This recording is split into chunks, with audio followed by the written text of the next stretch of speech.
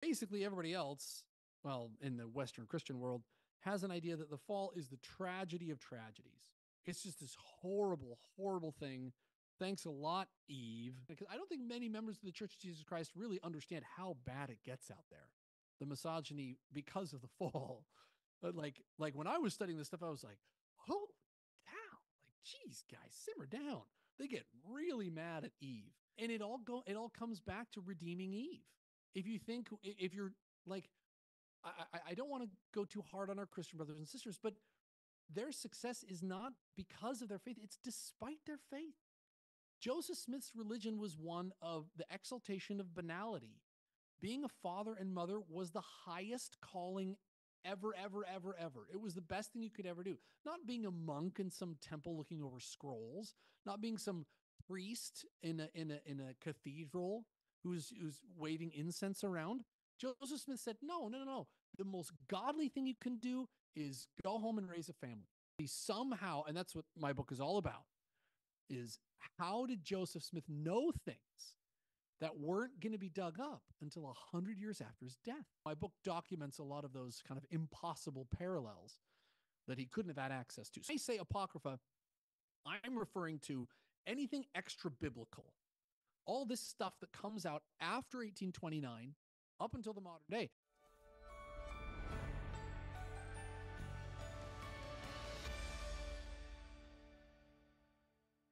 Hi, guys. This is an exciting new interview I did with my good friend Jonah Barnes. He has released a new book called The Key to the Keystone.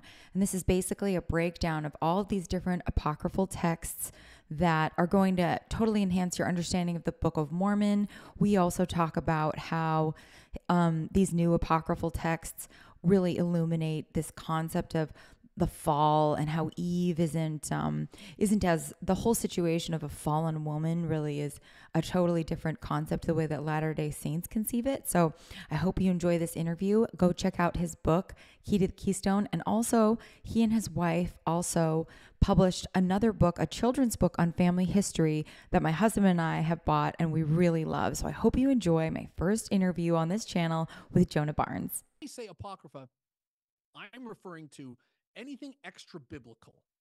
All this stuff that comes out after 1829 up until the modern day. There's even some texts that I reference that aren't fully like translated. They're not even like put together all the way. And so, this is ongoing.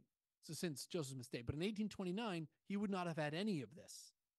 So there's only two texts that kind of maybe sort of were around during his lifetime. One of them, not until after he translates the Book of Mormon, so it's irrelevant. And then the first one is the Ethiopian Book of Enoch. Now, the Ethiopian Book of Enoch was first translated into English in 1821 in London. But like 1821 London, it's like a couple of like Ivy League dudes in their golfing jackets. Like they're the only guys who knew about this thing. They actually comment later in 1838, 9 years after the Book of Mormon has come out, they comment, they say, hey, somebody from America ordered our book. And they send copies to America. So there's no indication that prior to that, Joseph would have had this text at all. And people have been trying their entire lives to prove that he maybe sort of, somehow he had a secret copy of this Ethiopian Book of Enoch, which is ludicrous. But I will fight anybody who says that he had the Ethiopian Book of Enoch. But they want to prove that he did because the parallels are just impossible. Because he somehow, and that's what my book is all about, is how did Joseph Smith know things that weren't going to be dug up until 100 years after his death? How did he know? I mean, not one or two things, like hundreds of weird factoids and motifs, themes, phrases. How did he know? And so my book documents a lot of those kind of impossible parallels. Okay, in this next section of the interview, Jonah and I chatted about his chapter 3, Redeeming Eve section, which is so worth reading because his writing style is so good. It's so accessible. I know when you hear about a book about the apocryphal texts, it sounds really intimidating, but the way that he writes is so approachable. And he writes about this, he really makes a really amazing insight about how unique the LDS perspective on on Eve, and our perception of the atonement is really linked in such a positive way to Eve. And so I wanted to read an excerpt from his book for you. In chapter 3, the title of that chapter is called Redeeming Eve, and it's called he says, we have a fundamentally positive view of the fall because our understanding of it comes from the Book of Mormon. And the Book of Mormon's doctrines of the atonement of Jesus Christ are sprung from a completely different root than the rest of Christianity. For the restored gospel, the fall leads to everything joyful, including the family, a doctrine for which the church is famous. Having read the brass plates, Lehi places progeny at the center stage. Quote, Adam fell that men might be, men are that they might have joy. The rest of the Book of Mormon is obsessed with posterity and family because the brass plates depict a positive view of Eve, women, and marriage, and children, and the fortunate fall of our parents. He also makes a distinction in chapter 3, and I really didn't understand how unique our view of Eve is and how positively we are oriented towards Eve versus the rest of Christendom until I read this section in Jonah's book. In chapter 3, he writes, once we've established who the enemy really is, we can stop blaming the wrong people, like Eve. To be fair, we're not the worst, but members of the Church of Jesus Christ of Latter-day Saints might not appreciate just how hard the rest of the world is on Eve. Most Abrahamic religions treat her quite harshly because they blame her for the fall and they hate the fall. They regret the fall and so they despise Eve.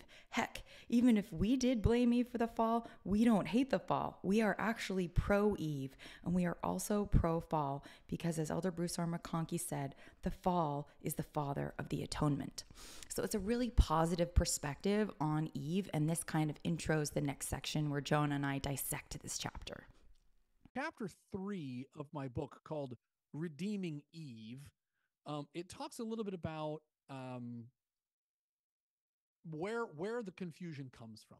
So Eve isn't just one person. She becomes representative of womanhood, family, sex, like intercourse, marriage, and having a physical body, because those things are kind of all connected to corporeality and physical body. So Eve becomes kind of this pinata, and takes all this heat for what happened in the garden, for the fall. And because of that, theologians and Christians and writers afterwards, they throw out marriage, love, romance, sex, children, family. They throw all that out with the Eve bathwater, as they say all this stuff. And in my book, I try to document these early patristic fathers, these Christian theologians, all pointing to Eve and saying, this is why celibacy is superior. This is why marriage is bad. This is why children are filthy. This is why, and they all point to Eve. They all point to the fall as the reason for it. And so if you get the fall wrong, then you inherit all these horrible misconceptions, these terrible notions about physical bodies, about families, about children, all these things. If you get the fall right, which Joseph Smith took a totally different take, radically different take on the fall. And the Book of Mormon, we don't appreciate how crazy that sounds to our Christian brothers and sisters in the West, that we think the fall was good. That's wild. He took a totally different tact. And when you lay that foundation, all of a sudden, God having a body, well, what's wrong with that? In the end, if you're not built upon a rock, the floods are coming. And you might think, oh, the floods aren't so bad, but they're going to get a lot worse. And so if you're not built upon the rock, like there ain't no sand hard enough to hold back the floods of immorality that are coming. And the church is so unique. I love that our Christian brothers and sisters still love family, and they still love marriage, and they still love children. Like, that's all well and good, but that's not because of their doctrine. It's despite their doctrine. It really kind of is. It's really sad. I hope they don't kind of discover these things, But I document in my book some of the things that the early founders of Roman Christianity said about women. I mean, Saint Jerome, literally the patron saint of translators, right? Who gave us the Bible, the Vulgate, right? I just one example. I quote this in my book. He says, it must be bad to touch a woman. If indulgences is nonetheless granted to the marital act, this is only to avoid something worse. But what value can be recognized in a good that is allowed only with a view of preventing something worse? So what he's saying is, yeah, we allow marriage because we don't like adultery or fornication, but that doesn't make marriage good. Felix culpa, which is like the fortunate fall. That's what we have. They basically everybody else, well, in the Western Christian world, has an idea that the fall is the tragedy of tragedies. It's just this horrible, horrible thing. Thanks a lot, Eve. You screwed it all up. It's all your fault. And yeah. So I go through some of this so that people understand it, because I don't think many members of the Church of Jesus Christ really understand how bad it gets out there, the misogyny because of the fall. But like when I was studying this stuff, I was like, holy cow! Like, geez, guys, simmer down. They get really mad at Eve. They say things like, "Women are the devil's gateway." I'm on page 52. You are the unsealer of that forbidden tree. You are the first deserter of the divine law. You are she who persuaded him whom the devil was not valiant enough to attack. You destroyed so easily God's image, man. And on account of your desert, that is death, even the Son of God had to die. So way to go, women. You killed Jesus. I wanted to pause the interview for a second to read you an excerpt from his book about Eve's vindication. But I would say, if you're not giggling at this point, you have no sense of humor. Jonah is really a great, entertaining person, and he makes this book so accessible. So in this section, though, he says Eve's vindication. He draws a contrast in our interview between the way that the rest of the Christian world depicts and has always depicted Eve and womanliness, and the way that the apocryphal texts and the Book of Mormon depict her. So I wanted to read you this quick phrase from page 67 where he says, Eve's vindication. According to the brass plates, Eve is divine, strong, wise, and selfless. But without Lehi's record, Eve has been misunderstood and maligned. The Nephite prophet Jacob, who was a custodian of the brass plates, anticipates the tendency to blame Eve and her husband. And this is a quote from the book of Jacob. Now in this thing we do rejoice, and we labor diligently to engraven these words upon plates, hoping that our beloved brethren and our children will receive them with thankful hearts. And look upon them, that they may learn with joy and not with sorrow, neither with contempt concerning our first parents. Jacob thinks the fall is to be studied, quote, with joy, something Genesis can't give.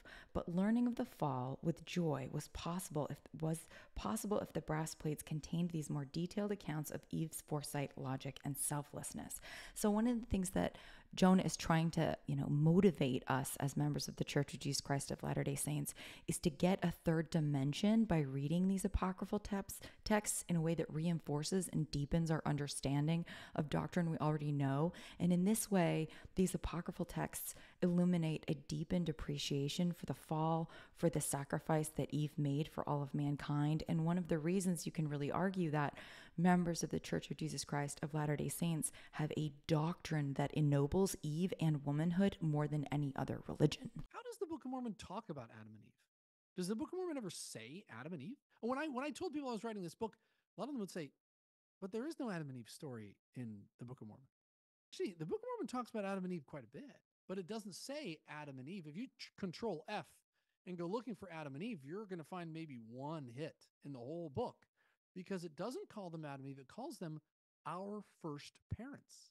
Just the subtle difference it makes if you call them our first parents. What does that do to the entire mission idea of Adam and Eve? This isn't just some dude and some woman who happened to get together and start the human race. They were destined to be father and mother since their creation. They were our first parents, and they were together. They were united. See, all these implications that they are united, that they are supposed to be progenitors of the human race, are all baked into even that wording, our first parents. And you don't get that, by the way, anywhere in the Bible. That phrase does not exist in the Old Testament. Instead, you get Adam and Eve. And you get Adam and Eve for about one chapter, 2 chapters. Now, Joseph makes this claim.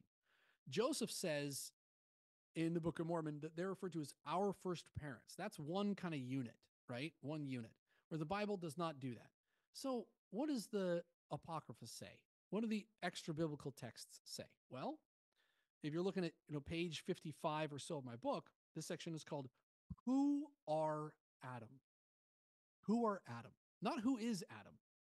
Who are Adam? Because even the word Adam in Hebrew, it means man or kind of mankind. And in chapter 5 of the book of Genesis, it in verse 2, it refers to Adam and Eve in the plural. It says Adam, Adam go to the store, whatever. It uses the plural form to say, it refers to Adam as if it's 2 people because it was. Because it was 2 people, and that still exists in the Hebrew today. And there's an Armenian text where I looked at the notes that the translator put in there, and the translator says every time it mentions Adam, it uses a plural verb. What he does, he says, I don't know what to do with this, so I'm just going to put and Eve. So whenever it says Adam go to the store, he put Adam and Eve go to the store so that it makes more sense. And I want to say, wait, don't do that, because what you're doing is if you left it just Adam, you would show that Joseph was correct in referring to Adam and Eve as a single unit.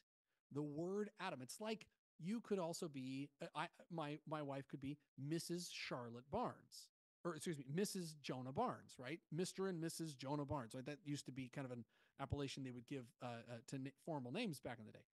And when sometimes in the Bible, when it's saying Adam, it's actually referring to both Adam and Eve. And it all comes back to redeeming Eve.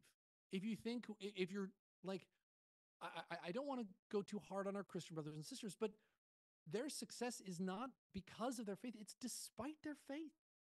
Joseph Smith's religion was one of the exaltation of banality. Being a father and mother was the highest calling ever. It was the best thing you could ever do. Not being a monk in some temple looking over scrolls, not being some priest in a cathedral who's waving incense around. Joseph Smith said, no. The most godly thing you can do is go home and raise a family. That's the most godly thing. You want to know what it's like to be God? You go raise a family. That's crazy. That's crazy. And it's crazy because the rest of the world has been saturated with anti-Eve bias and anti-children bias. So let's redeem Eve just a little bit here. I'll throw some examples. So first of all, if Adam and Eve are sometimes both talked about in Adam, then that has huge implications for Eve. 2 Nephi chapter 2, a funny thing happens if you read very carefully. 2 Nephi chapter 2 says, when it recounts in one verse, I think it's verse 18, and he just says, Lehi says, God created, for his divine purposes, he creates our first parents. He creates the fauna, and then moves on to the fall. And you say, wait a minute. What order did he do that in? Did he create the fauna after Adam and Eve? Because in the biblical account, it's not Adam and Eve are the kind of the capstone of the whole of creation, especially Eve. She's the last creation. But here, Lehi's saying that actually the fauna were created after Adam and Eve. Well, that's weird. Was he just riffing? Was he paraphrasing? Well, no, actually that agrees with the book of Abraham and other apocryphal accounts that I cite in my book, the book of the Cave of Treasures, the Discourse on Abaton. A lot of these things imply that Eve was there for the creation of the animals. And why is that important? Because remember, God brings the animals before Adam and says, name these animals and you'll have dominion over them. So one account has Adam doing that all by himself. Genesis says Adam did everything. Eve was just his arm candy at the end of creation. But the Book of Mormon, Joseph Smith, and these apocryphal texts all say, actually, no. Eve was central to creation. In fact, there is no creation without feminine. Creation, by definition, is the uniting of masculine and feminine. I loved your episode, by the way. I watched the one that said where you about the super goddess. Is it you said Everyone's obsessed with what we don't have. And you were like, stop and think about what we do have. Like we know so much. We're always talking about what we don't know. Like back up a second and think about, this is radical. By the way, did you know this? I don't know if you know this. The doctrine of Heavenly Mother was revealed by a woman. Eliza R. Snow was the first woman to really say, we have, and she was the president of the Relief Society. So Eliza R. Snow was a wonderful woman in the church, and she became the General Relief Society president for decades. She's an amazing woman. And she kind of started writing about, preaching about this Heavenly Mother. And the prophet of the church at the time came out and he stated, Wilford would have said, the doctrine, I think it was Wilford, the doctrine of Heavenly Mother was appropriately revealed by our prophetess, Eliza R. Snow, because it's a doctrine about Heavenly Mother. It was revealed by this mother figure, Eliza R. Snow. And so not only do we have Heavenly Mother, for pity's sakes, we got a prophetess. We got women revealing things. Like, come on. Fertility is a really hard nut to crack. It's really difficult to get fertility rates up again. Everybody is finding this right now. Japan and Korea and Europe have tried whatever they can to reverse declining fertility rate. And it just, all the studies show that once that starts deteriorating, there's almost nothing you can do. You can't pay people enough. Like, that maybe makes a slight difference, but there's not enough money in the world to reduce the trends that they're seeing. And so if you look at actually the Church of Jesus Christ, because it has this doctrine, because we don't have the disease, the cancerous tumor that is the tragedy of the fall, we have a correct fall, we build on the right foundation, we exalt women and motherhood. Because of all this, LDS families resist pocketbook sterilization, which is when you get rich, you have fewer kids. This happens to almost every culture in the world, but the Church of Jesus Christ resists that better than anybody. We resist textbook sterilization, which is as women get educated, they have fewer children. That's true almost everywhere. Church of Jesus Christ resists that too. And then pill book sterilization, the invention of the pill, people just choosing not to have children, the church resists that too. So the church is, I know that fertility rates in the church are declining, but far slower than our neighbors do. And it's because of our doctrine. So thanks for listening, guys. This is my first interview with Jonah Barnes. It was really fun to read his book, talk about chapter 3. And I really enjoyed the conversation at the end with it's really interesting to see how our doctrine, our concept, and our understanding of Adam and Eve, the fall, the purpose of families, the purpose of the fall and being able to have children has kind of drives our behavior as a church and as a culture. And sometimes I think sometimes we miss the way that our doctrine actually drives our behavior. Go check out his book, both of his book, I Am My Ancestors, which is a book for children. I'll leave a link below, and also his book, Key to the Keystone. And thanks again for tuning in, and thanks for your patience with all my audio. You guys are awesome. Bye.